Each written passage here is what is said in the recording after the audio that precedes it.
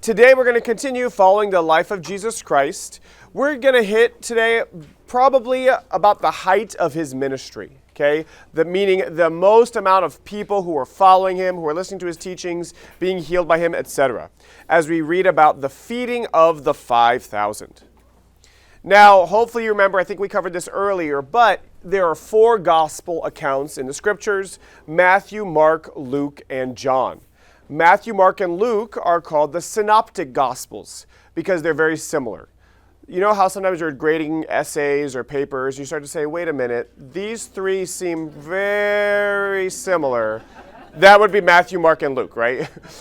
Synoptic means like of the same view. It's kind of like if, you're watching a football game, one's in the end zone, that's John, the other 3 on the sidelines. They're looking at Jesus' ministry, explaining the story. Definitely there's differences. They are not exactly the same, but they have the same basic outline. Whereas John's gospel is much more theological. John was the youngest of the apostles. He was maybe even a teenager, maybe 16, 17 when he was following Jesus, and he lived to be 90 or so. So he wrote his gospel much later, and when he wrote his gospel, he knew Matthew, Mark, and Luke's gospels well. They had already begun to be circulated, and it was assumed the reader of John's gospel is already familiar with these other 3. So he was much more picky-choosy, I guess you could say, on which miracles he included in his gospel, and there was a rhyme and reason to why he wrote what he wrote. There was a deeper meaning behind it all. Many people call it the first theology, because it's not so much just a written history of Jesus, it's much more about why this happened this way. This miracle that we're going to talk about, the feeding of the 5,000, is one of only 2 miracles that are in all 4 Gospels. Even though Matthew, Mark, and Luke are very similar, there's some miracles that are in these 2, but not this one, etc. But Jesus' resurrection, first and foremost, is in all 4 Gospels, of course, the greatest miracle. And then the second miracle that is in all 4 is this story of the feeding of the 5,000. Again, they're presented slightly differently amongst the 4, but the same story of Jesus miraculously feeding 5,000 with the few loaves and fish. And you maybe are familiar with the story. But we're going to read it from a few of the different Gospels. So I'm going to ask you to open up your Bible to the Gospel of Mark chapter 6, verses 30 through 44. It's page 1147. As you read, please consider the fervor that these people had in order to follow Jesus into the deserted places. The apostles gathered around Jesus and told him all that they had done and taught. He said to them, "Come away to a deserted place all by yourselves and rest a while." For many were coming and going, and they had no leisure even to eat. And they went away in the boat to a deserted place by themselves. Now many saw them going and recognized them, and they hurried there on foot from all the towns and arrived ahead of them. As he went ashore, he saw a great crowd, and he had compassion for them because they were like sheep without a shepherd, and he began to teach them many things. When it grew late, his disciples came to him and said, "This is a deserted place, and the hour is now very late. Send them away so that they may go into the surrounding country and villages and buy something for themselves to eat."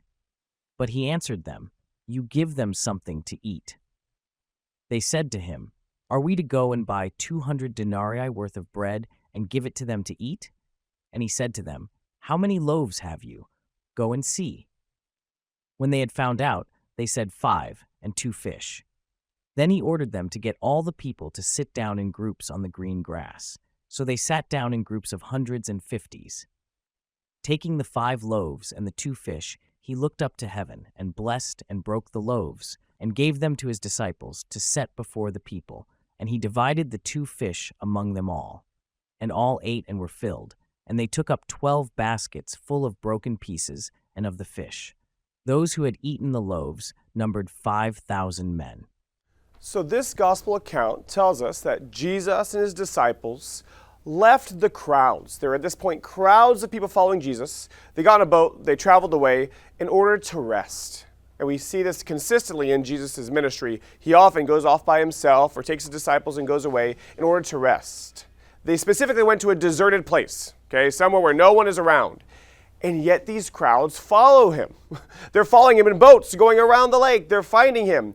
5,000 men plus women and children, so over 5,000 people are following Jesus, a huge crowd. Jesus sees them and has compassion on them, as always. He begins to teach them, and then as the day gets late, they grow hungry. And the disciples bring this to Jesus' attention. We need to send them away. You need to let them go so they can go eat. And Jesus says, you feed them.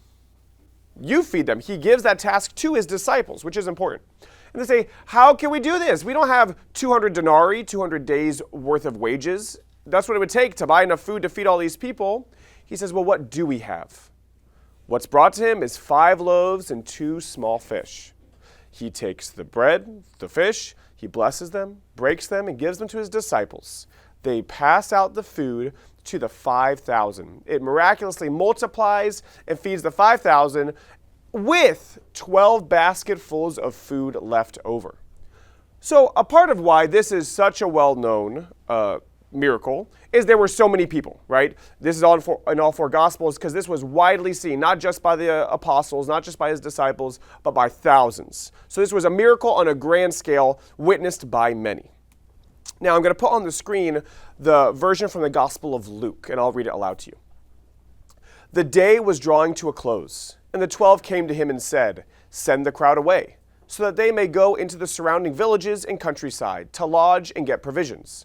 For we are here in a deserted place. But he said to them, you give them something to eat.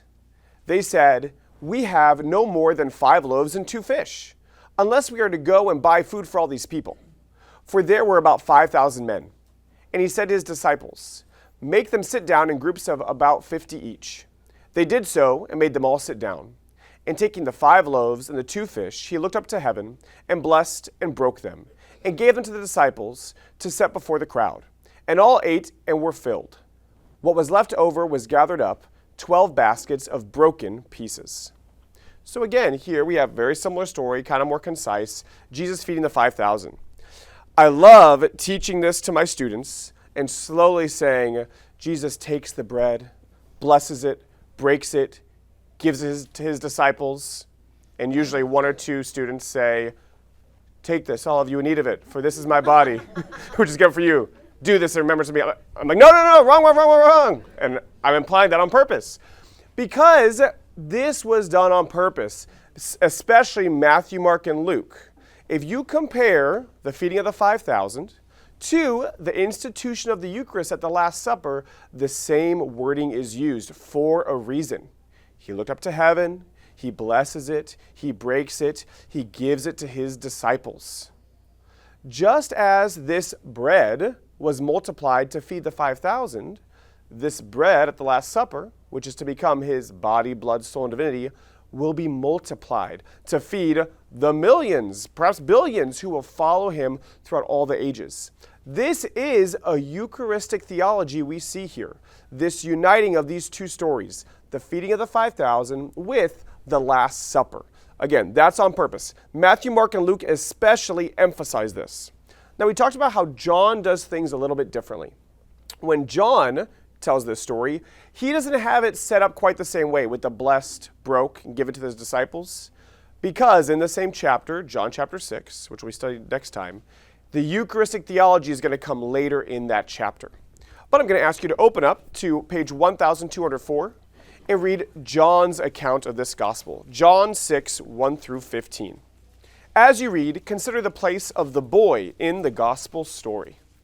After this, Jesus went to the other side of the Sea of Galilee, also called the Sea of Tiberias. A large crowd kept following him because they saw the signs that he was doing for the sick. Jesus went up the mountain and sat down there with his disciples. Now the Passover, the festival of the Jews, was near. When he looked up and saw a large crowd coming toward him, Jesus said to Philip, "Where are we to buy bread for these people to eat?" He said this to test him, for he himself knew what he was going to do. Philip answered him, 6 months' wages would not buy enough bread for each of them to get a little. One of his disciples, Andrew, Simon Peter's brother, said to him, "There is a boy here who has 5 barley loaves and 2 fish, but what are they among so many people?" Jesus said, "Make the people sit down." Now there was a great deal of grass in the place, so they sat down, about 5,000 in all. Then Jesus took the loaves, and when he had given thanks, he distributed them to those who were seated. So also the fish, as much as they wanted. When they were satisfied, he told his disciples, "Gather up the fragments left over, so that nothing may be lost." So they gathered them up, and from the fragments of the 5 barley loaves left by those who had eaten, they filled 12 baskets. When the people saw the sign that he had done, they began to say, "This is indeed the prophet who is to come into the world." When Jesus realized that they were about to come and take him by force to make him king, he withdrew again to the mountain by himself. In John's Gospel, again, we get the same basic story, but some slightly different emphases. So here's where we hear where that food comes from. Okay? So, maybe you already knew this part of the story. It was a young boy. A young boy who was there to hear Jesus. Maybe he was brought with his parents, his family, and he has his own lunch. 5 loaves and 2 fish. And when they're searching out, what food do we have? The only person willing to give up his food, give up his lunch, was this young boy. And when you think about a little boy, like those fish in that picture are kind of big. The scripture specifically says small fish, okay? So think of like 5 little biscuits and 2 sardines. That's probably what it was, okay? Very small, meant for a young boy. He gives his lunch, gives it to Andrew, who passes it off, gives it to Jesus. And this is how Jesus performs his greatest miracle, is from the lunch, other than the resurrection, the lunch of this little boy.